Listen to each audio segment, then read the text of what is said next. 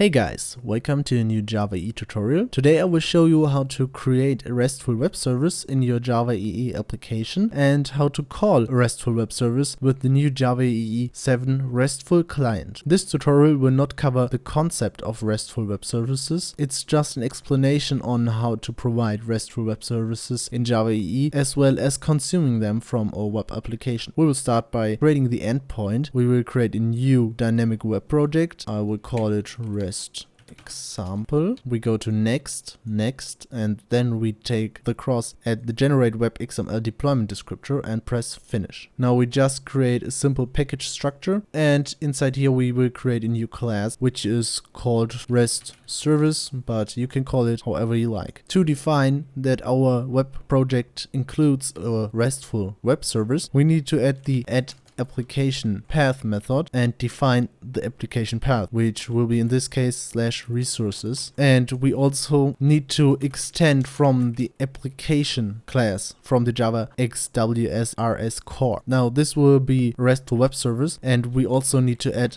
an add path annotation here where we define the path of this special class where we find it in our RESTful web service. So this will be my REST service. Inside here we will now create a new method. I will call it getHelloMessage, and this will just return a simple hello world string. To make this access via the RESTful web service, we need to add the add-get annotation from the Java jax-rs package, or you can use the other HTTP methods like post, put, or delete as well. Now we add a path annotation again to define which path needs to be called to access this special method. I will call this say hello. So let's check which URL we need to call to access our web service. So this will be localhost port 8080, and then it's the context root of our application, which is REST example, then the application path, which is resources, followed by the path of our class, which is my REST service, and last but not least, the path to our method, which is say hello. This is basically all we need to create such a web service. Now I will deploy this to our application server, and I copy this one here, go to the browser, enter it, and you see we are here with our hello world text, which was returned by the method. Now we will create a second method here where we will now also accept a parameter to be passed through the web service, and this will be a public response get echo message where we use the add query param annotation to define that the message will be string message. So the query parameter with the name message will be passed into our variable msg, and we can now work with this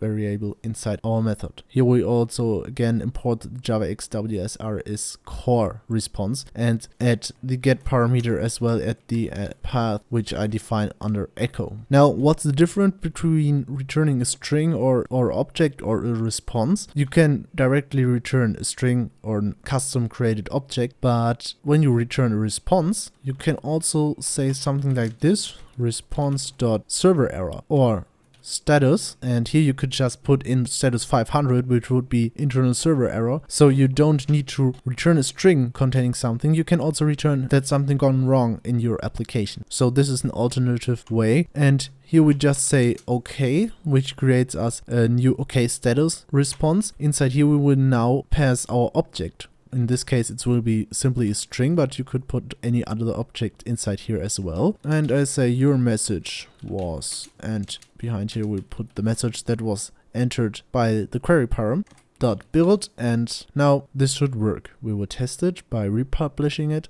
We only need to change the say hello and add an echo. Then we use the question mark and write message, which was our query param, is test, for example. Enter it, and you see your message was test. We have now returned simple objects such as a string. We'll now create a custom new complex object. I just name it simple object here, and this would get two variables. The first is the ID, and the second one will be a simple name. I will create getters and setters, and this would be all we need to return an object. If we want to return this object as an XML file, we will need to define the XML root element at the top here, and I will just create a constructor to easily create this object, and we also need an empty constructor for jax-b to convert this object to an XML file. We go back to our service and add a third method, which will be public simple object, and I just call it get object. Inside here we just return a new simple object using the recently created constructor. I will just put in ID1 and again the name is test. This will be again a get call and the path where we just say this will be available under object. So we will now publish this again on our server, change this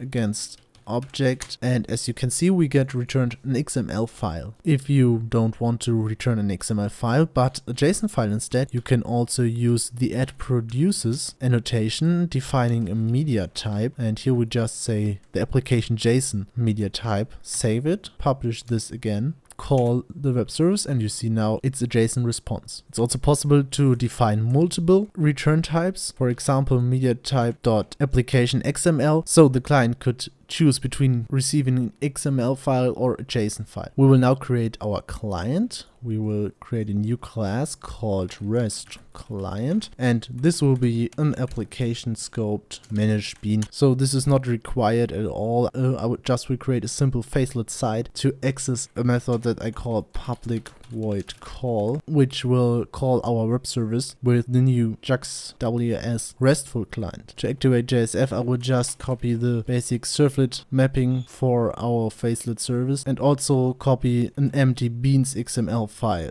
to activate the CDI. And I will also delete the welcome files and rename the index.html to index.x.html. Now we are only missing the index.x.html file, and here I will just paste in a simple body of a JSF site where we will now add an h command button. Here we will add the value call web service, and the action will be our REST client bean and the call method. So this is basically to actually call the event in our backing bean. You could also trigger it however you want. We go back to our REST client, and he will now create a new variable from the jax-ws client package, which will be our client, and we will use the client builder to create a new client. Or we can say client.target. In the target we know our URL, which needs to be called, and at the end we want to call our object method. Then we could add query params with the method query param if we would call a web service with query params, but in this case we have no parameters to send, so we can just call request.get, and because we know that this service is returning a simple object, we use this simple object class to receive an object of this type. We will also save the simple object in a variable and print it on the console so we see it's working. We publish this, go back to our web browser where we now go to our context root. We see our button called web service, and now we need to watch the console, and nothing is happening here. Oh, we forget to add a form tag around our